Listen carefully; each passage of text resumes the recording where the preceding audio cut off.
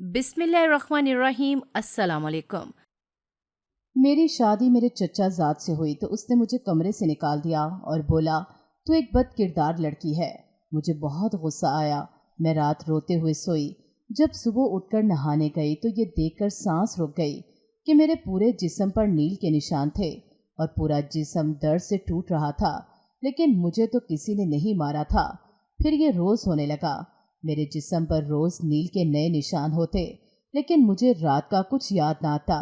ایک دن میں نے اپنے کمرے میں کیمرہ چھپا دیا اور جیسے ہی صبح اٹھی تو واپس جسم پر وہی نشان تھے۔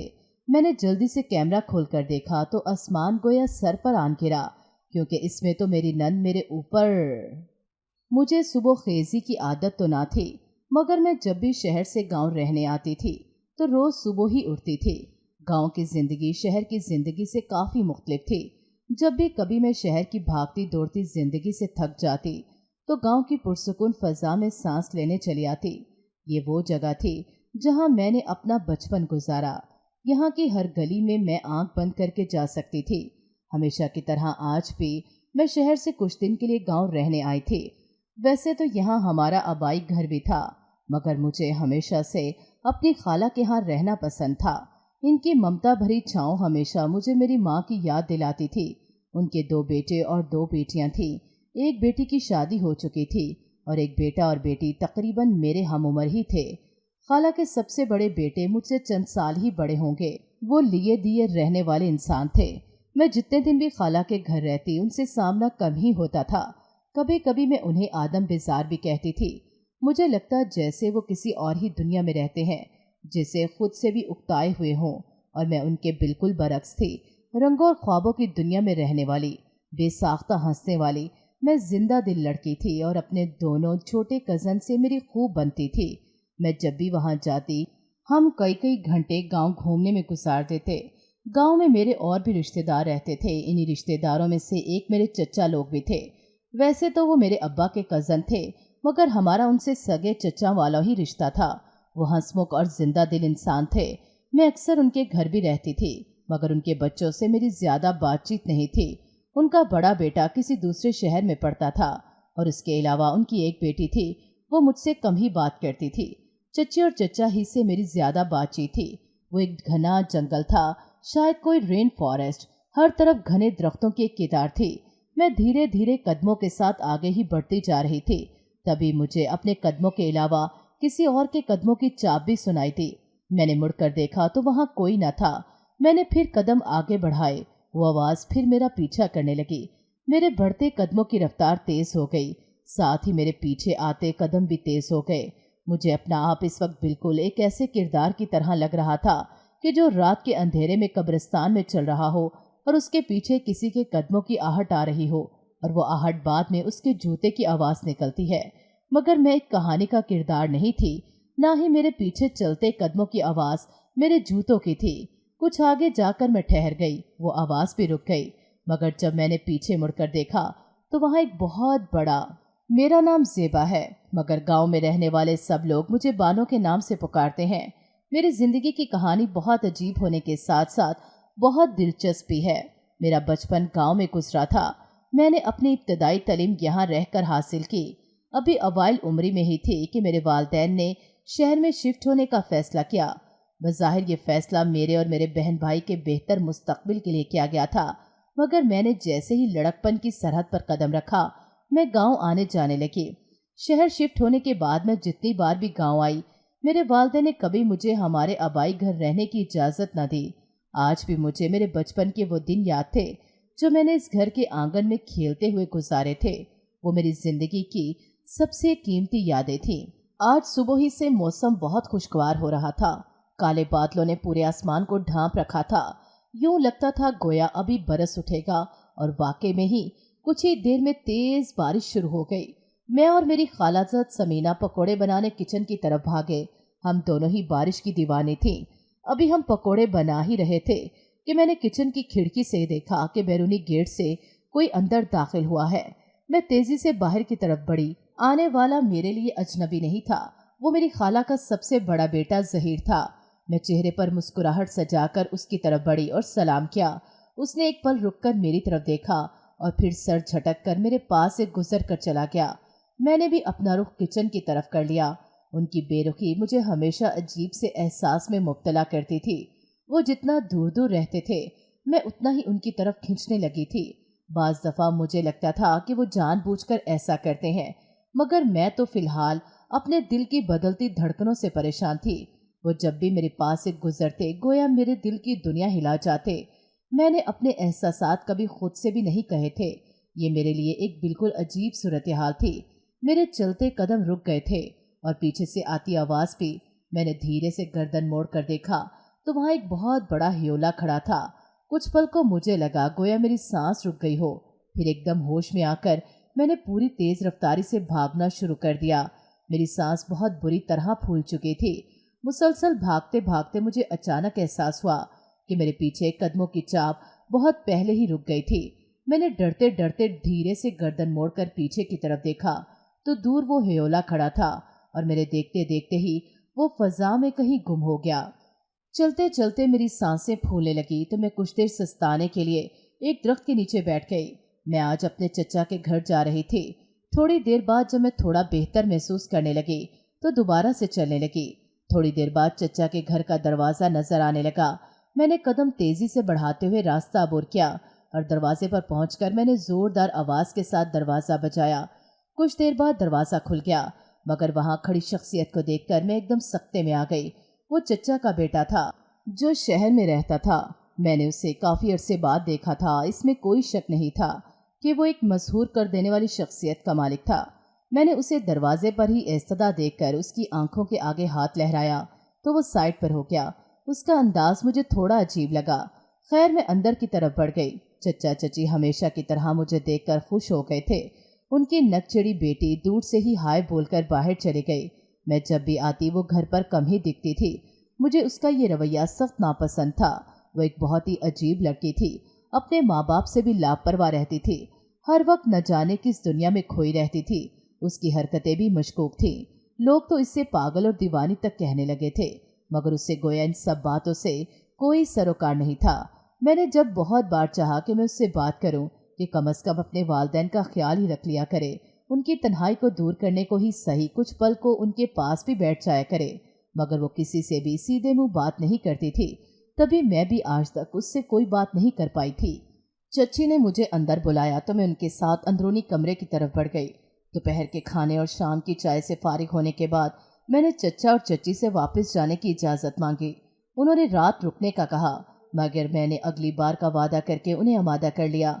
अच्छा बेटा, अब अंधेरा फैलने वाला है, तुम ऐसे करो, जफर के साथ चली जाओ, ये तुम्हें छोड़ आएगा। चचा की बात सुनकर मैंने बेसाख्ता उनके बेटे की तरफ देखा। उसके चेहरे पर आमादगी के असरात देखकर मैं सबसे मिलकर बाहर आ गई। अभी हम घर से कुछ ही दूर गए थे कि रास्ते में हमें चचा की बेटी आती हुई दिखी।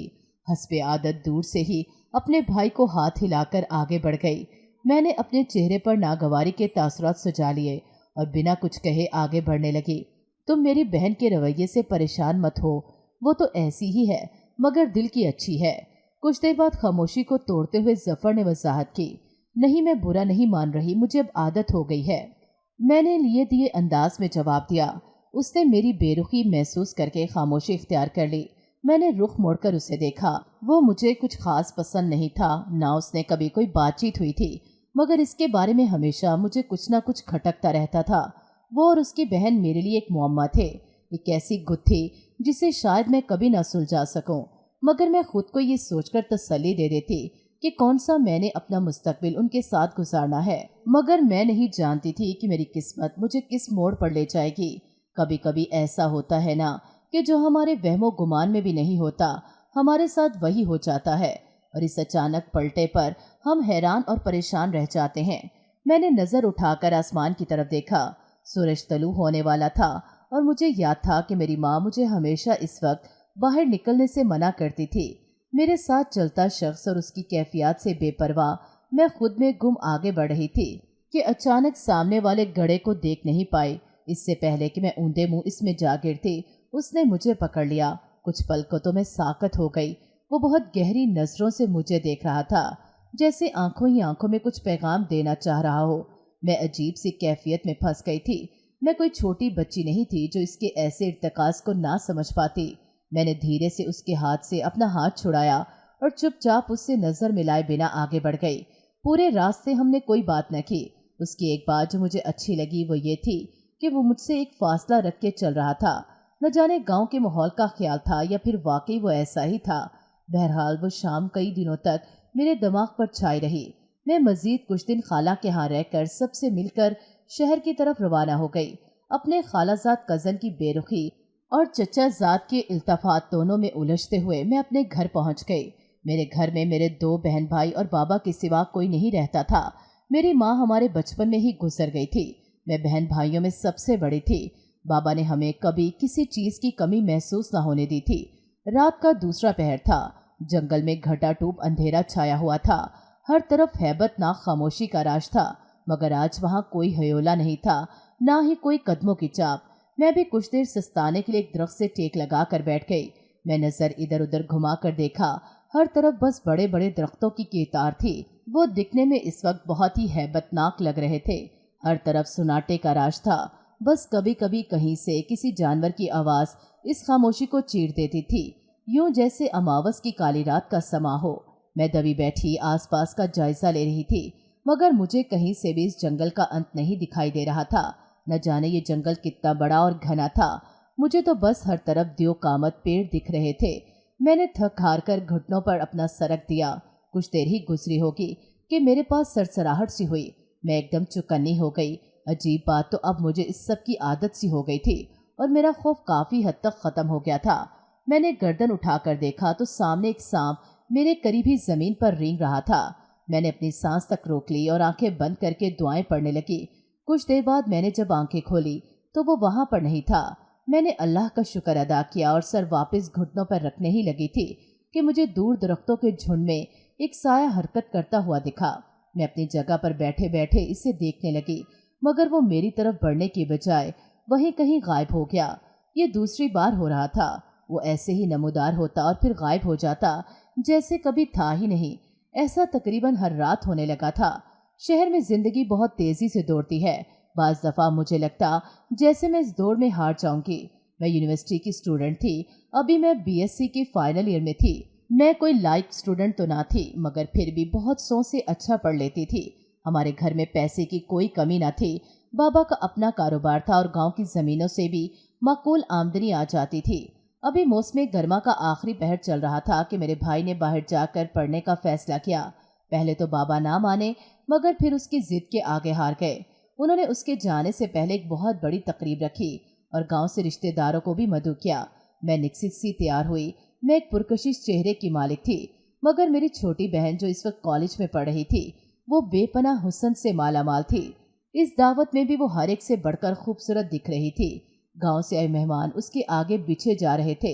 میں اندر کمرے میں تھی، تبھی میں نے دیکھا کہ خالہ اور چچا کی فیملیز ایک ساتھ اندر داخل ہو رہی تھیں۔ میری کھوجتی نظریں کسی کو تلاش کر رہی تھیں۔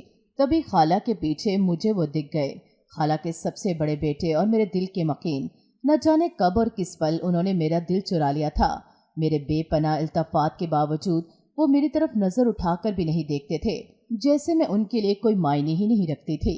مگر میرا دل تو جیسے ان کے قدموں میں لپٹا جا رہا تھا۔ تھوڑی دیر بعد جب کھانا کھولا گیا تو میں بھی اپنی پلیٹ اٹھا کر سب کزنز کی طرف بڑھ گئی۔ چچا کی فیملی سے ملتے ہوئے مجھے احساس ہوا کہ کسی کی نظریں بہت گہرائی سے میرا جائزہ لے رہی ہیں۔ میں نے بے چین ہو کر پہلو بدلا اور گردن موڑ کر ادھر ادھر دیکھا تو دور کزنز کے جھرمٹ میں کھڑا وہ شخص مجھے ہی دیکھ رہا تھا۔ وہ ظفر تھا۔ میں نے اس کے مسلسل گھورنے پر ناگوار سا اپنا چہرہ واپس موڑ لیا۔ میرا تو پورا دھیان ہی اپنے خالہ زاد پر تھا۔ تبھی میں نے اسے اندر جاتے ہوئے دیکھا۔ وہ تیزی سے اندر کی جانب بڑھ رہا تھا۔ میں بھی اس کے پیچھے چل پڑی۔ اندر جا کر وہ بائیں طرف راہداری میں مڑ گیا۔ اس کا رخ اندرونی کمروں کی طرف تھا۔ وہ رہائشی جگہ تھی۔ میرے بابا، بہن اور بھائی کا کمرہ وہیں تھا۔ میری بہن لائبہ کا کمرہ میرے کمرے کے سامنے ہی تھا۔ اگلے ہی پل میں یہ دیکھ کر حیران رہ گئی کہ وہ میری بہن کے کمرے میں داخل ہو گیا۔ کچھ دیر بعد اندر سے میری بہن کی تیز تیز بولنے کی آواز آنے لگی، جن میں سے کچھ لفظ میرے کانوں میں پڑے اور کچھ مجھے بالکل سمجھ نہیں آئے۔ وہ وقت میرے لیے بہت ہی اذیت ناک تھا۔ جو شخص میرے دل کا مکین تھا وہ میری بہن کے کمرے میں میرے سامنے داخل ہوا۔ इस दर्जे बेतकल्फी देखकर मैं हैरान रह गई। वो रात मेरे दिल पर एक बोझ बनकर उतरी। वो खूबसूरत थी, बेहद खूबसूरत, शायद परियों के देश से आ भटकी थी। मैं न जाने कितने अरसे से उसे साए और इस जंगल से भाग रही थी, मगर यहाँ से निकलने का कोई रास्ता नहीं ढूंढ पा रही थी। और आज वो मेरे सामने मेरी रहनुमा बन के आ खड़ी हुई। उसने बिना कुछ कहे अपना हाथ मेरी तरफ बढ़ाया। मैंने भी बिना कुछ पूछे उसका हाथ थाम लिया। उसने धीरे से मुस्कुराकर मेरी तरफ देखा तो मैं चंद लम्हों के लिए मबहूत रह गई। उसकी मुस्कुराहट दिल के तार छेड़ने वाली मुस्कुराहट थी। हम आगे ही आगे बढ़ते जा रहे थे। उम्र में वो मुझसे थोड़ी ही बड़ी होगी। कुछ दूर पहुंचकर मुझे एक झोंपड़ी दिखाई दी। इतने दिन बाद कोई घर देखकर मेरा दिल खुशी से झूम जाने को चाहा। मैं उसके साथ आगे बढ़ गई। अपने दिल की धड़कन मुझे साफ सुनाई दे रही थी। रफ्ता रफ्ता हम इस जंगल से बाहर निकलने में कामयाब हो गए थे। मेरा दिल खुशी के मारे एक पल को धड़कना भूल गया। मैंने न जाने कितने दिन बाद सूरज देखा था। मेरी खुशी की इंतहा नहीं रही थी, मगर कुछ पल में ही मेरी खुशी मलिया मेट हो गई। मैंने जैसे ही कदम आगे बढ़ाया, वो परिविश लड़की कहीं गायब हो गई। मैंने उसे हर तरफ ढूंढा, बेतहाशा। मैंने चलाकर उसे पुकारा, मगर फिर मैं अपनी चीज से ही डर कर उठ बैठी। थोड़ी देर बाद जब मेरे हवास ठिकाने पर आए तो मुझे महसूस हुआ कि मैं किसी जंगल में नहीं बल्कि अपने घर के बिस्तर पर हूँ। मैंने पास पड़ा पानी का गिलास उठाकर जग से इसमें पानी उंडेला और एक ही सांस में पी गई। न जाने ख्वाबों का सिलसिला कब टूटेगा। ये सब एक आसेब की तरह मेरा पीछा नहीं छोड़ रहे थे। मेरी जिंदगी का आधा सुकून इन ख्वाबों ने और आधा सुकून महबूब की बेरुखी ने छीन लिया था। मैं आबलापा मुसाफिर की तरह रास्ता भूले बेयारो मददगार खड़ी थी। अगले सुबह भाई की रवानगी थी। हम सब उसे एयरपोर्ट पर छोड़ने गए। वापसी पर मेरी नजरें मुसलसल मेरी छोटी बहन के चेहरे की तरफ थीं और वहाँ सवाए झुंझलाहट के और कुछ नहीं था। मैंने अगले कुछ दिन उससे बात नहीं की। एक दिन वो मेरे पास आई और मुझसे मेरी बेरुखी की बाबत पूछने लगी। मैंने उससे साफ साफ बात करने का इरादा किया। मेरी पूरी बात सुनने के बाद उसने मुझे कहा कि ऐसी कोई बात नहीं, वो उन्हें भाई समझती है और वो उसके पास किसी और वजह से आया था। इसकी पूरी बात सुनकर मैं शर्मिंदा हो गई और उससे माफ़ी मांगी, जिस पर उसने मुझे अपने गले लगाकर माफ़ कर दिया।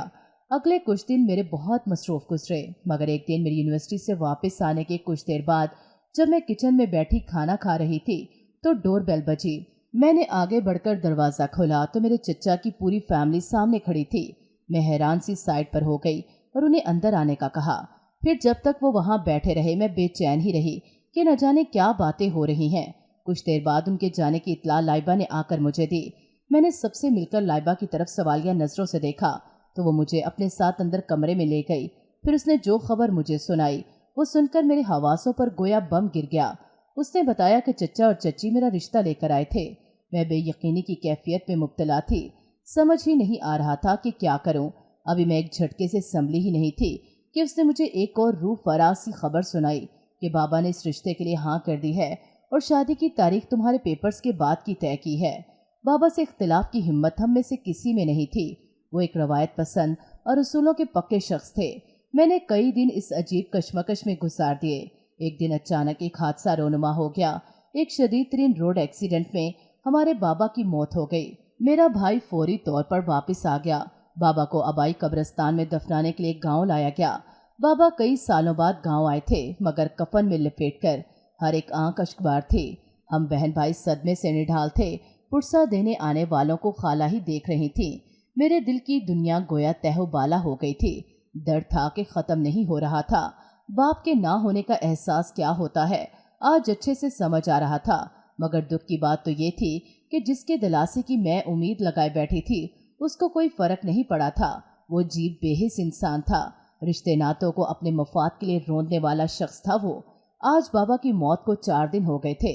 मेरे दिल में न जाने क्या समाई कि मैं हमारे आबाई घर चली आई। काश वक्त थम जाए और वो लम्हे फिर लौट आए जिन लम्हों में सिर्फ सुकून था। ये दुआ मैंने न जाने कितनी दफ़ा की थी। हर वक्त आंखों के सामने गुजरी जिंदगी की यादें एक फिल्म की मानी चलती थी। कभी कभी यूं लगता कि मैं थक हार कर हिम्मत खो चुकी हूँ। दिल की गहराइयों में पन्हा दर्द हद से बढ़ा तो मैंने आबाई घर का रुख किया। वही पगडंडियाँ, वही रास्ते, वही गलियाँ और वही जानलेवा कड़वी यादें सब एक साथ दिलो दिमाग पर आवारत हुई। पल पल जिससे भारी होता जा रहा था। हर कदम गोया एक सदी बन गया था। मैं इन जाने पहचाने रास्तों से गुजरकर इस घर की दहलीज पर आ खड़ी हुई। कुछ पल ही गुजरे होंगे कि किसी की आहट महसूस करके मैंने अंदर की तरफ कदम बढ़ाए। अंदर पहुंचकर मैंने देखा कि वो दर्द भरी कराहें मेरी खाला के मुंह से निकल रही थीं। मैंने तेजी से आगे बढ़कर उन्हें संभाला। मुझे देखकर वो हिचकियों से रोने लग गईं। फिर हम दोनों ही एक दूसरे के गले लगकर बेतहाशा रोए। कुछ देर बाद जब दिल का गुबार आंखों के रास्ते आंसुओं की सूरत बह गया तो मैं उठी और अंदर से झाड़ू उठा कर ले आई।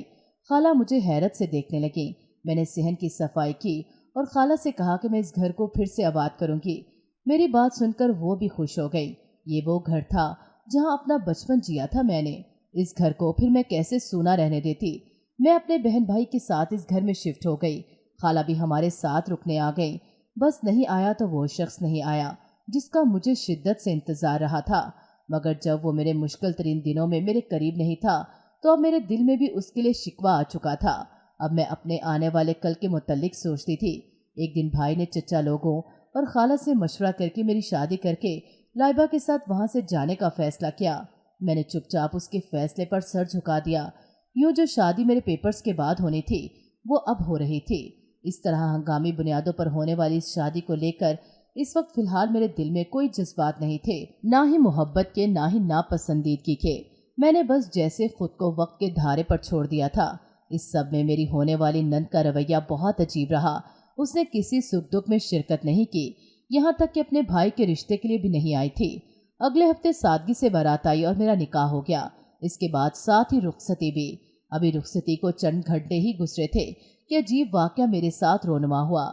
मेरी शादी मेरे चचा जात से हुई तो उसने मुझे कमरे से निकाल दिया और बोला, तू एक बदकिरदार लड़की है। मुझे बहुत गुस्सा आया। मैं रात रोते हुए सोई। जब सुबह उठकर नहाने गई तो ये देखकर सांस रुक गई कि मेरे पूरे जिस्म पर नील के निशान थे और पूरा जिस्म दर्द से टूट रहा था। लेकिन मुझे तो किसी ने नहीं मारा था। फिर ये रोज होने लगा। मेरे जिस्म पर रोज नील के नए निशान होते, लेकिन मुझे रात का कुछ याद ना था। एक दिन मैंने अपने कमरे में कैमरा छुपा दिया और जैसे ही सुबह उठी तो वापस जिस्म पर वही निशान थे। मैंने जल्दी से कैमरा खोल कर देखा तो आसमान गोया सर पर आन गिरा, क्योंकि इसमें तो मेरी नंद मेरे ऊपर कुछ स्याही माइल मवाद गिरा रही थी जो कि सुबह मेरे उठने पर नील की शक्ल इख्तियार कर लेता। मैं बेहद अचंभे से आ गई। मैंने पहले अपने शौहर से बात करने का फैसला किया, मगर फिर खुद ही इस फैसले को रद्द कर दिया, क्योंकि जो शख्स मेरे किरदार पर यकीन नहीं कर पा रहा था वो मेरी बात पर क्यों करता। मैं अपनी नंद से इस बारे में बात करने की हिम्मत बिल्कुल भी नहीं कर पा रही थी। चचा चच्ची से कैसे उनकी बेटी के बारे में बात करती। मुझे अंदाजा हो गया था कि आने वाले दिन मेरे लिए एक आजमाइश बनने जा रहे हैं। मैंने नोट किया कि कुछ दिन बाद मेरे जिस्म पर वो निशान बनना बंद हो गए थे और मेरी नंद का रवैया भी मेरे साथ काफ़ी बेहतर होता जा रहा था। मुझे इसमें यह तब्दीली बहुत पसंद आई कि कम अज़ कम कोई तो मुझसे बात करने वाला मुयस्सर था। धीरे धीरे मेरे और उसके बीच बेतकल्फ़ी पैदा होने लगी, मगर मैं इस सब के बावजूद इस बारे में कभी बात न कर पाई। मैंने बहुत बार कोशिश भी की, मगर मैं ये सोचकर चुप हो गई कि अगर उसने भी मुझसे बात करना बंद कर दी तो मैं आखिर इन दीवारों में कैद होकर रह जाऊंगी। खाला कभी कभी मुझसे मिलने आ जाती थी। वो बीमार रहने लगी थी। एक दिन अचानक ही वो आई और उनके साथ उनका वो नकचिड़ा बेटा भी था। मैंने नोट किया, जितनी देर मैं उनके साथ बैठी रही मेरे शौहर मेरी छोटी से छोटी हरकत को बहुत गौर से देखते रहे थे। उनका ये अंदाज मुझे बहुत अजीब लगा और अंदर ही मुझे कुछ खटक भी रहा था। वो नजरें शक से भरपूर नजरें थी। इससे पहले कि मैं उनसे कोई सवाल कर पाती वो बिना मुझे बताए शहर चले गए। 2 दिन तक जब वो वापस ना आए तो मेरी नन ने मुझे बताया कि वो वहीं सेटल हो गए हैं। मैं ये सुनकर सख्ते में आ गई। बेशक हमारे बीच खुशगवार ताल्लुकात कभी नहीं रहे थे, मगर इस तरह बिना इत्तला दिए चले जाना मेरी समझ से बाहर था। मेरी जिंदगी ऐसे ही एक मदार में कट रही थी। मैंने अब खुद को साफ घर के कामों में मगन कर लिया था।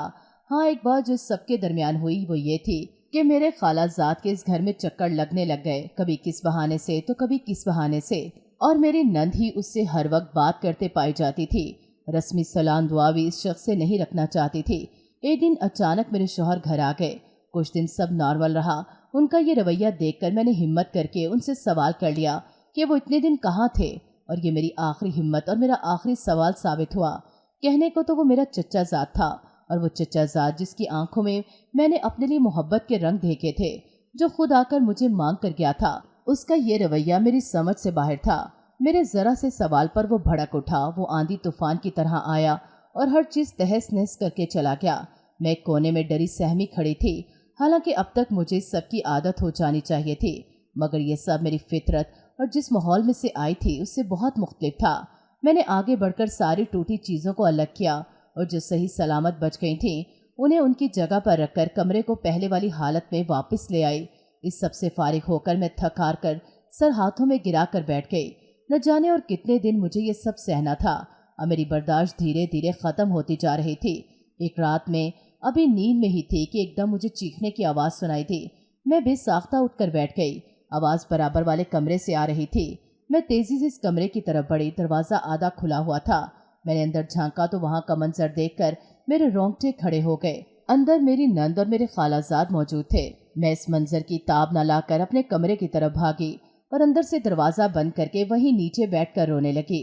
जो मैंने देखा था और सुना था इस पर मुझे अब तक यकीन नहीं आ रहा था।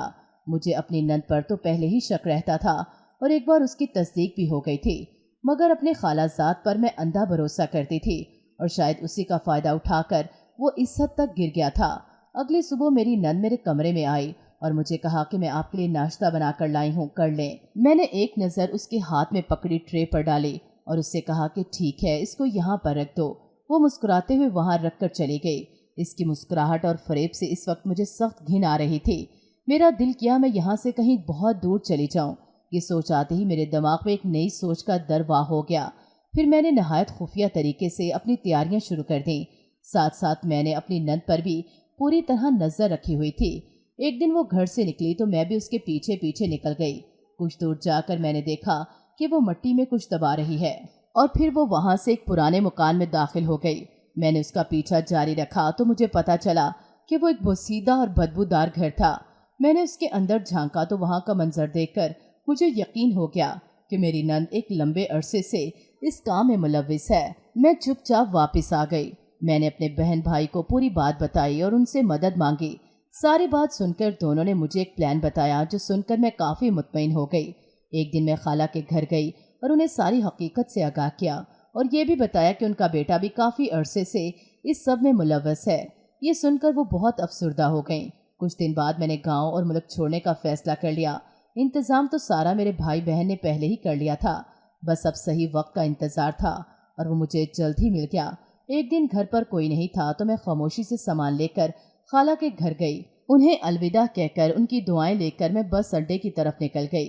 मैंने जब इस रात अपनी नंद और खालाजाद को कमरे में साथ कोई उल्टे सीधे मंतर पढ़ते देखा था तो मैं तभी समझ गई थी कि ये दोनों किस काम में मुलव्विस हैं। और फिर उस दिन मैंने नंद का पीछा किया तो मुझे सब बहुत अच्छे से समझ आ गया कि वो तावीज़ और जादू के काम में मुलव्विस है।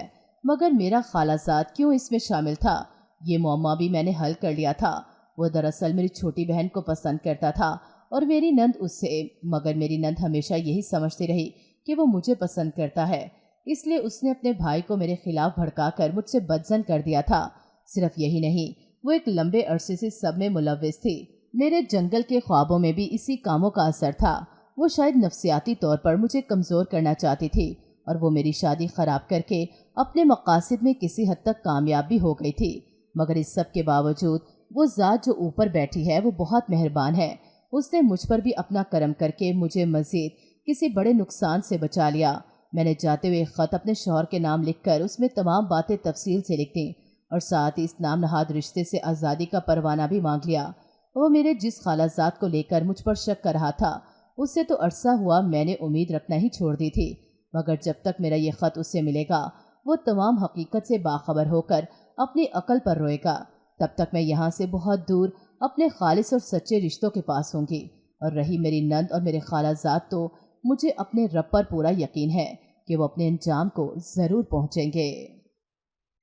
नाज़रीन, अगर आपको हमारी कहानी अच्छी लगी है तो वीडियो को लाइक करें, शेयर करें और हमारे चैनल को सब्सक्राइब करें। अगली वीडियो तक इजाज़त दें। अल्लाह हाफ़िज़।